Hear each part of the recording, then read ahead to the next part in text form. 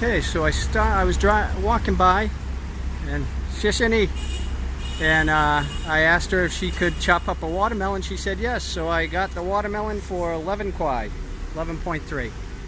I cannot emphasize enough how dangerous this place is. I was right on the sidewalk, and this girl on one of these shared bikes, probably doesn't even know how to ride a bike. She's wobbling it like this. Somebody cuts her off, and where does she go? Yep, right into me. So I actually saw it coming. So I put my hand right on the middle handlebar, and I put all my weight on it, and I stopped her. And I said to her, I said, Shaoxin, which is watch out or be careful.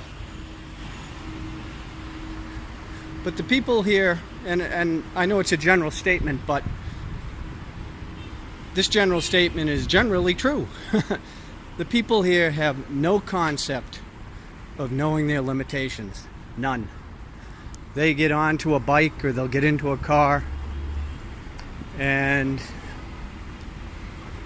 they will have, and the other thing is, Chinese drivers in general do not look very far down the line. They look what's right in front of their face. So there'll be something happening up here, but they're not looking up here. They're looking here. And by the time they run into that obstacle or the problem, it's too late. And they crash. And that's why people here tend to drive. You know, in the United States, you'll see these cars going, 30, 40, 50 miles an hour on these roads. But here, they're going 10, 15, 20 miles an hour tops. See how slow they're going? Because that's how they compensate for their inability to look down the road, is by going a slower speed.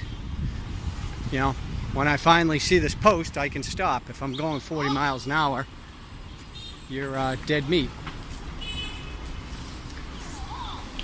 But it's one of the things, I'm not worried about being politically correct here. It's an absolute true statement. And it's something you need to be aware of when you go to certain countries. Otherwise you get hurt. And the last thing you want to do is have to go to a hospital here. And the other thing is they'll hit you and they'll leave. There won't be any insurance. It will be 100% on you to pay for the bill, whatever that is. So just keep your head on a swivel, folks. Finish my thought here. You see, they put cars everywhere. Now there's bikes everywhere. So there's cars everywhere, bikes everywhere, and then people everywhere. Well, where do the people walk, right? You'll see them everywhere. So there's no real organization. It's wherever people want to go. That's why they put those barriers in the street, because if they didn't have those barriers in the street right there, people would be crossing the street there. Guaranteed. See? Doesn't look ahead. Got a phone and the cell. And the other thing is, all these people on bikes and on mopeds, they'll be riding with one hand on the handlebar and the other hand with their cell phone. And they'll be literally looking at their cell phones as they're riding. See, like that guy there. He's not moving.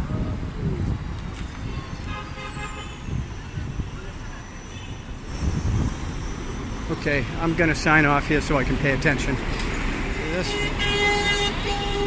See, look at this guy. Look at this guy. Oh, he's got his cell phone in his hand.